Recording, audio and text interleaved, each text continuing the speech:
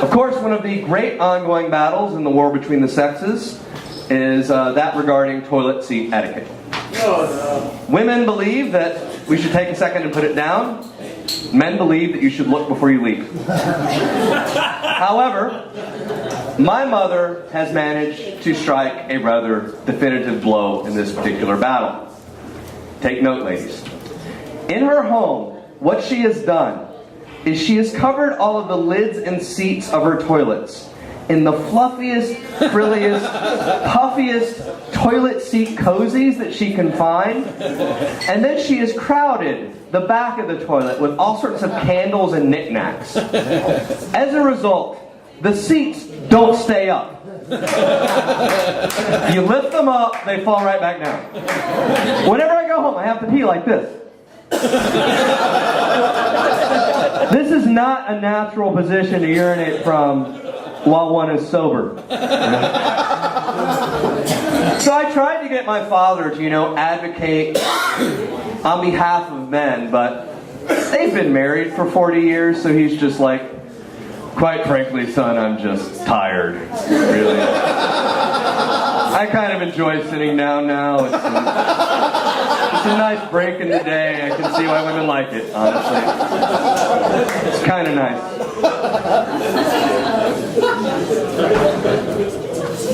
So, I'm originally from a little place called Danville, Virginia. Anybody ever heard of it? Yeah. Okay, whatever. No big deal. But it's a strange place. It's country ghetto. It's weird. It's like at the intersection of where rural poverty meets urban decay. It's like Grapes of Wrath meets Boys in the Hood, It has a really high crime rate for what is essentially a small city. I was just reading we have our incident of sexual assault is double the national average. That means you have twice the chance of getting raped in Danville as anywhere else in the country. That's the kind of shit they need to tell you about up front. It should be on the sign, just as you're driving into town, welcome to Danville, you might get raped. Of course, if you watch the news, you're probably always hearing someone's always getting shot in Danville.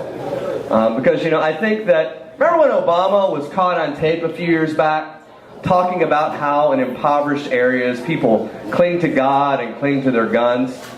I'm pretty sure he was talking about Danville. Because they love Jesus, but they will shoot your ass. It's a very religious town, too. One of its nicknames is the City of Churches.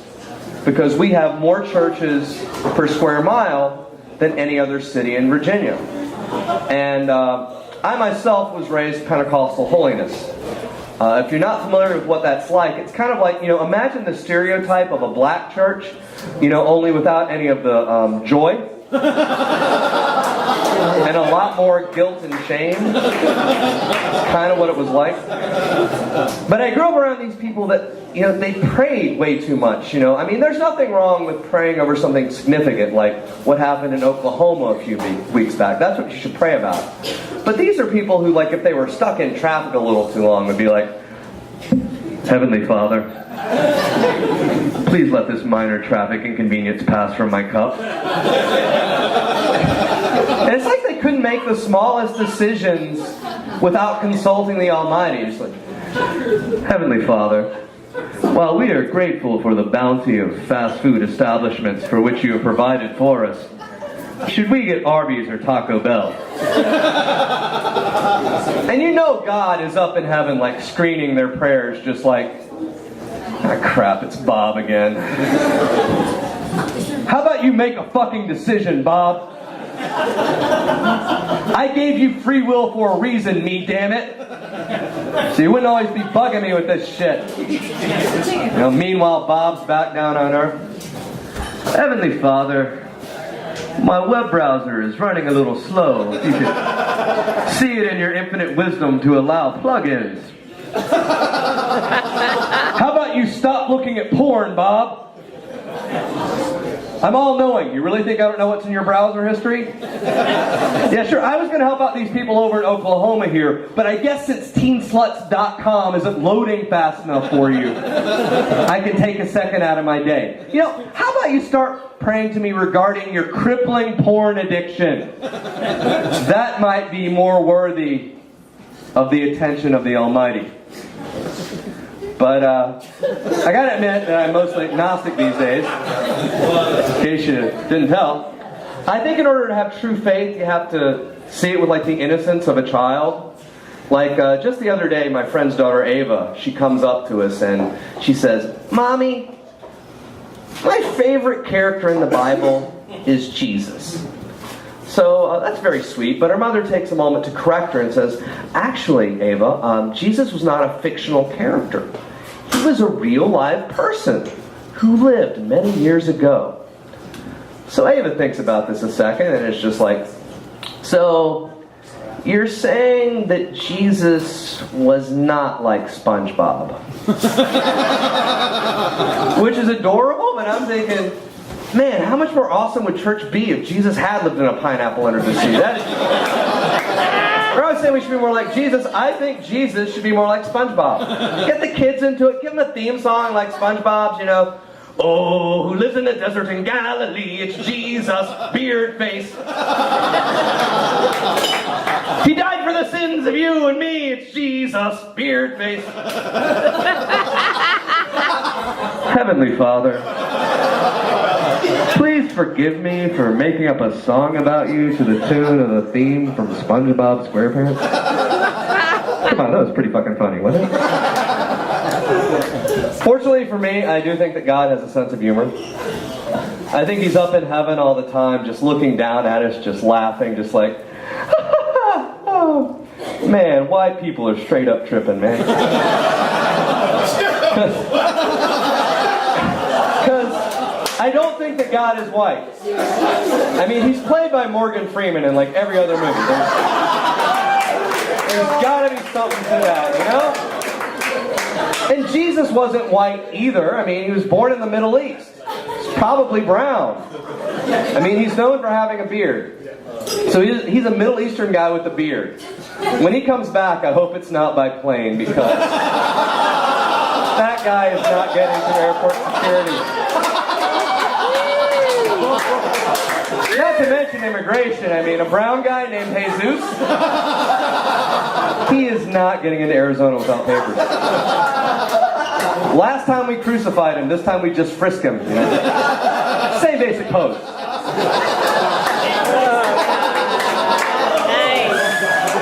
Heavenly Father, I'm not racist or anything, but when you come back, they're probably going to think you're either terrorist or Mexican. It's just... I bet Mexican Jesus would be awesome. He turned the water into Patron. Maybe that's how He fed the multitudes with the loaves and fishes. He made fish tacos.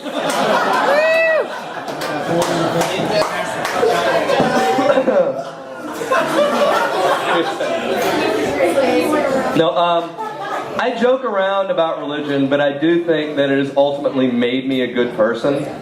Like, I do to try to help, you know, other people out. Like at Christmas, I like to do, you know, the angel trees. You guys know what those are? Where the kid writes down their age and what they want for Christmas, and you get it for them. And, you know, usually the little kids want toys, which is cool. I've noticed the older kids are usually a little more responsible. They ask for things they need, usually clothing items like coats and shoes. But one year I got this kid, and he was 13 years old, and he was asking for PlayStation 3 games. This tells me he already has a PlayStation 3. How needy are you if you have a PlayStation 3? I don't have a PlayStation 3. The kid's doing better than I am. Maybe I should be on the fucking tree. That's what I'm getting at. You know, he's got the PlayStation, TV, basic cable, indoor plumbing, heat, electricity. How bad is this kid's life? I would love for this kid to like compare notes with like a poor African kid. Just be like, yeah, little Timmy, this is little Magembe. I want you to tell little Magembe why you think your life is so bad. Yes, Timmy, please tell me. Why do you think your life is so bad?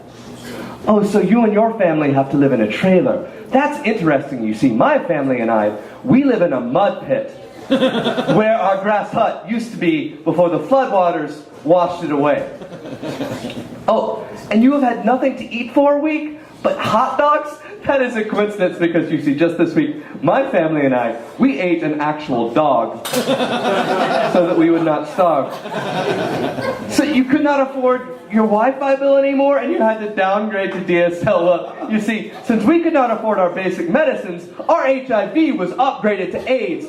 So I can see how the real tragedy here is you don't have the latest Call of Duty.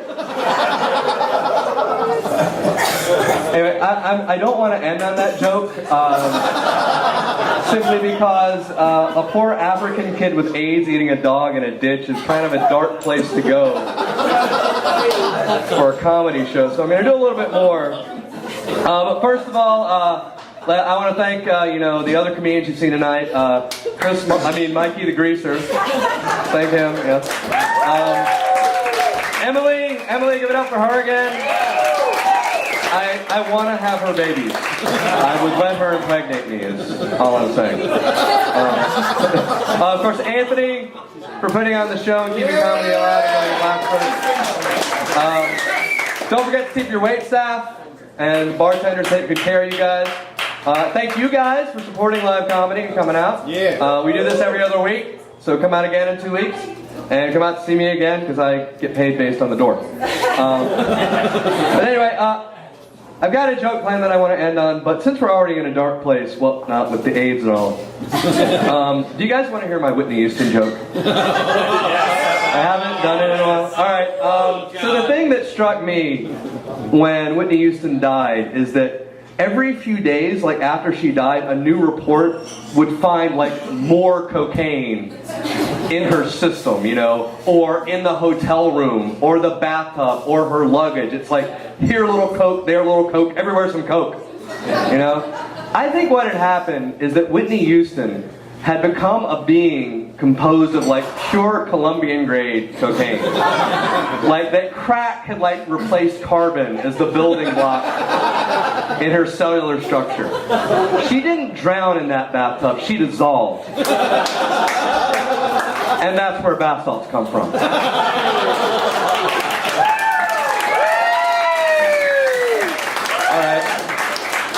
I got one last joke. Any of you guys here into the body piercings? Alright, now me, I can take it or leave it. However, there is one piercing that I do enjoy on a woman, and that is the clit piercing. It's not so much that I find it a turn on or anything, so much as I just find it really helpful. It makes things so much easier to find down there. It gives you something to aim for. Right? I mean, they call him the man in the boat. If he's the man in the boat, that's like his GPS right there. That's like his Google Maps pin. Lets you just zero right in. Find it. The clit piercing is the easy button of cunnilingus. They should sell them at Staples. Anyway, that's my time. Yeah! Thank you guys. You've been great. Good night.